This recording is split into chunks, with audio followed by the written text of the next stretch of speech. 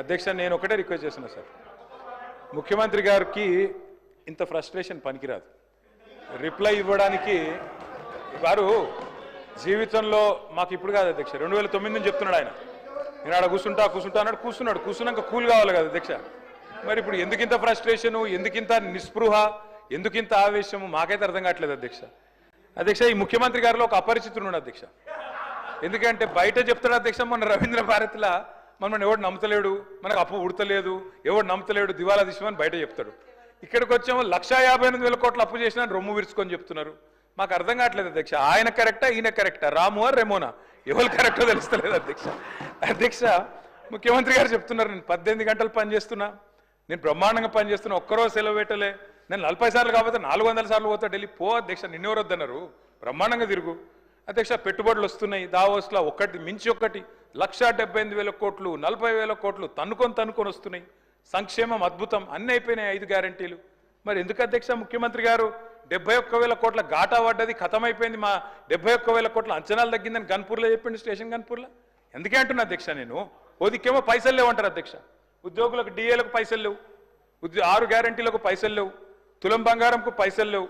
కానీ మళ్ళీ ఇదే ముఖ్యమంత్రి గారు ఏం చేస్తారు అధ్యక్ష, బ్రహ్మాండంగా ఫ్యూచర్ సిటీ హెచ్ఎండిఏకు 20,000 కోట్లతో టెండర్లు, జిహెచ్ఎంసీలో 7,000 కోట్ల టెండర్లు, వాటర్ వర్క్స్లో 14,000 కోట్లు, మూసీ సుందరీకరణ 1,50,000 కోట్లు.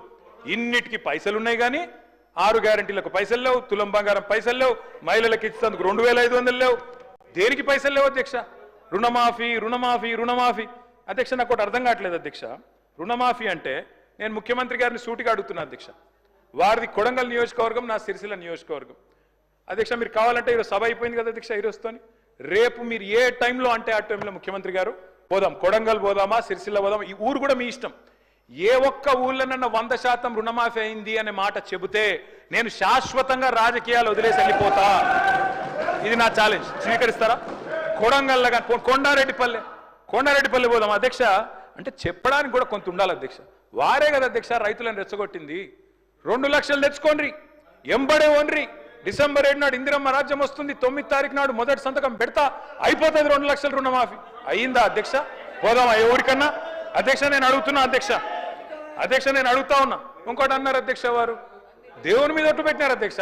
ఇప్పుడు దేవుని బాధపడే పరిస్థితి వచ్చింది, ఇది ఎక్కడ అని చెప్పి అధ్యక్ష నేను అడుగుతున్నా.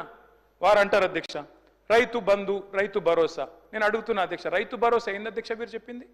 15,000 ఇదే ముఖ్యమంత్రి గారు ఆనాడు పిసిసి ప్రెసిడెంట్గా రైతు బంధుని ఆపిందే ఈయన. పోయి ఎలక్షన్ కమిషన్కి లెటర్ ఇచ్చిందే ఈయన. ఆ లెటర్ కాపీ ఇక్కడ ఉంది నా దగ్గర, ఇగో ఇది లెటర్ కాపీ, రేవంత్ రెడ్డి గారు స్వయంగా ఇచ్చిన ఉత్తరం కాపీ ఎలక్షన్ కమిషన్ కు. ఆపిందే మీరు, మళ్ళీ మీదికెళ్ళి మేము దాచుకున్నాం, మేము ఆపినామని చెప్తారు. నేను పంపుతా అధ్యక్ష ఇది మీకు.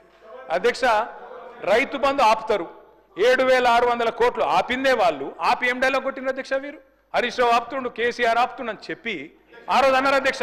డిసెంబర్ 3 నాడు, డిసెంబర్ 3 ముందు అయితే 5,000, డిసెంబర్ 3 తర్వాత అయితే 7,500 అని చెప్పింది ఎవరు అధ్యక్ష? 3 ముందు అయితే 5,000, 3 తారీఖు తర్వాత అయితే 7,500 అని చెప్పిందే ఈ ముఖ్యమంత్రి గారు. అధ్యక్ష ఇంకెన్ని చెప్పినారు అధ్యక్ష? ఉచిత కరెంటు కాంగ్రెస్ అట, కరెంట్ అంటేనే కాంగ్రెస్ అట, కాంగ్రెస్ అంటేనే కరెంట్ అట. ఇక్కడనే కూర్చొని నేను ఒక్క నిమిషం తొందర పడకు రాజు, నువ్వు అవుతావు. నేనేమంటున్నా అధ్యక్ష, ఇక్కడనే నిల్చొని ముఖ్యమంత్రి గారే చెప్పినారు అధ్యక్ష. ఆనాడు తెలుగుదేశం పార్టీలో ఇక్కడ నిల్చొని ఇదే ముఖ్యమంత్రి గారు చెప్పిన మాట, మా నాయన గారు చచ్చిపోతే నెత్తి మీద నీళ్ళు